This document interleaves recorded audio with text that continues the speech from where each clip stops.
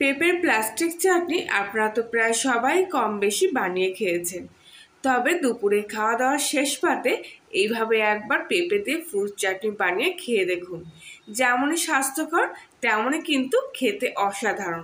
হাতে গোনা মাত্র কয়েকটি উপকরণ দিয়েই আজ আমি এই পেঁপের ফ্রুট চাটনিটা বানাবো। আর তার জন্য প্রথমে এখানে আমি একটা পেঁপে নিয়ে নিয়েছি। পেঁপেটার মুখটা বাদ দিয়ে দিলাম, আর পেঁপের গায়ের থেকে একটু মোটা পুরু করে পেঁপের খোসাটা ছাড়িয়ে নেব। এখানে আমি আলুর খোসা ছাড়ানো চপার দিয়ে কিন্তু পেঁপের খোসা খুব সহজেই ছাড়িয়ে নিচ্ছি। এখানে আমি অর্ধেক পেঁপের চাটনি বানাবো, তাই অর্ধেকটা খোসা ছাড়িয়ে নিলাম আর বাকিটুকু রেখে দিলাম। খোসা সমেত যদি পেঁপে এইভাবে রাখা যায় ভিজে কাপড়ে মুড়ে, তাহলে কিন্তু পেঁপেটা অনেকদিন টাটকা থাকে। পেঁপের মধ্যে অনেকগুলো দানা আছে, দানাগুলো আমি চামচি দিয়ে বের করে পেঁপের ভিতরটা পরিষ্কার করে নেব।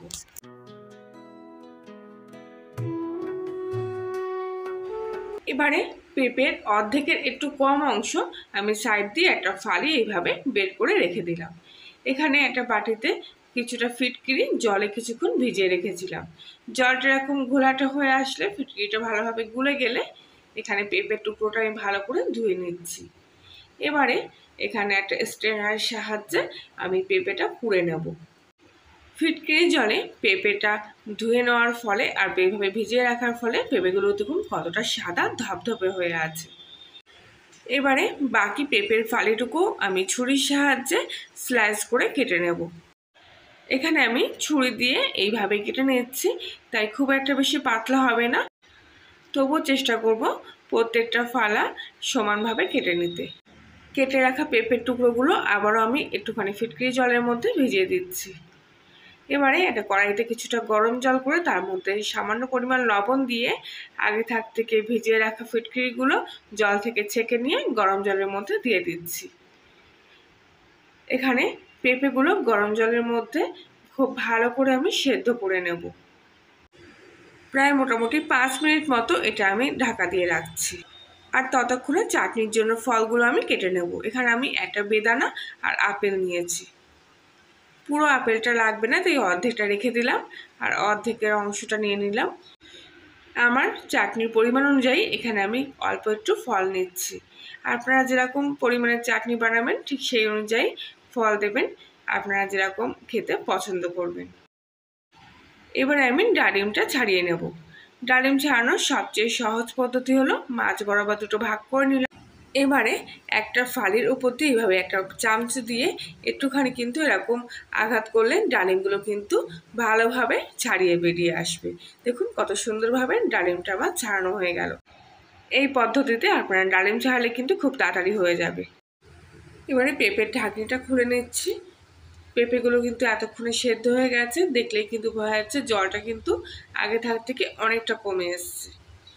ভালো করে থেকে উপর দিয়ে একটু নাড়িয়ে চাড়িয়ে নেব।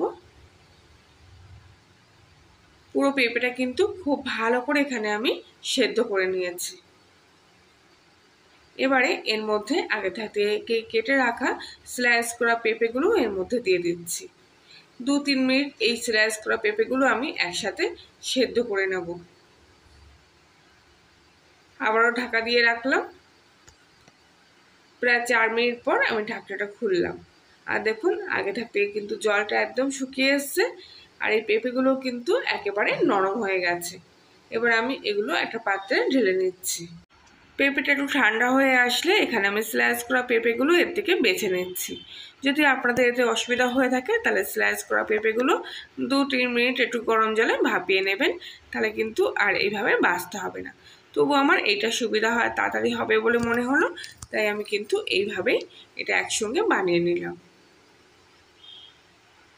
পেঁপের টুকরোগুলো কিন্তু খুব সহজেই এখান থেকে খুঁজে পাওয়া যাচ্ছে, যেহেতু পেঁপের টুকরোগুলো বড় বড় হয়ে আছে।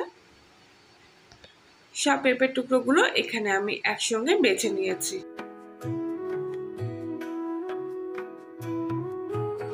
আর বাকি যে পেঁপেটা পুরো সিদ্ধ হয়েছিল সেটা হাত দিয়ে খুব ভালো করে এখানে আমি ম্যাশ করে নেব। আপনারা চাইলে মিক্সার গ্রাইন্ডারও কিন্তু এই পেঁপেটা খুব ভালো করে পেস্ট করে নিতে পারেন, তবে সেদ্ধ পেঁপে তাই হাত দিয়ে আমি এইভাবে খুব সহজেই ম্যাশ করে নিচ্ছি। পেঁপেটা কিন্তু খুব ভালোভাবে একদম দেখুন মাখা মাখা হয়ে এসছে। এবারে কড়াইতে 1 চামচি মতো সাদা তেল দিলাম আর তার মধ্যে দিলাম কয়েক দানা সাদা সরিষা।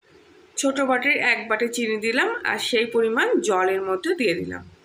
খুব ভালো করে চিনি আর জলটা মিশিয়ে নেব। আর গ্যাসের ফ্লেমটা এই সময় পুরো হাইতে দিয়ে রাখবো। কিছুক্ষণ পর চিনিটা কিন্তু জলের সাথে ফুটতে শুরু করেছে।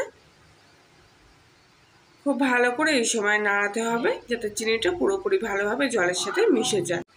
চিনি শিরাটা একটু ঘনত্ব চলে আসলে এর মধ্যে আমি অল্প একটু সাদা লবণ আর একটু বিট লবণ দিয়ে দিলাম। এতে কিন্তু চাটনির স্বাদটা খুব ভালো আসবে। এবারে এর মধ্যে আগে থেকে পেস্ট করে রাখা পেঁপের কাতটা দিয়ে দিলাম। পেঁপের কাতটা চিনির সাথে একটুখানি ভালো করে ফুটিয়ে নেব।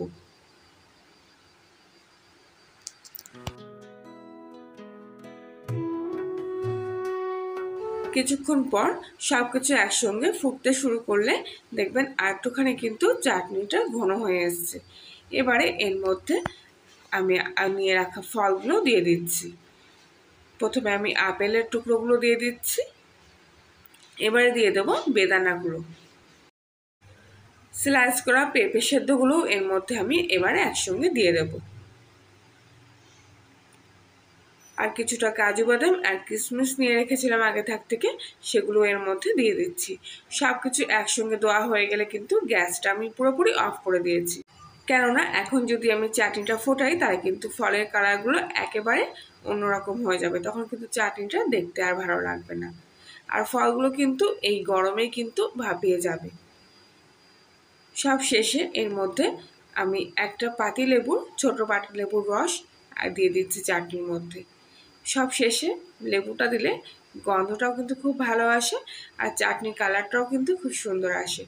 এখানে কিন্তু আমার পেঁপের ফ্রুট চাটনি একেবারে রেডি হয়ে গেছে।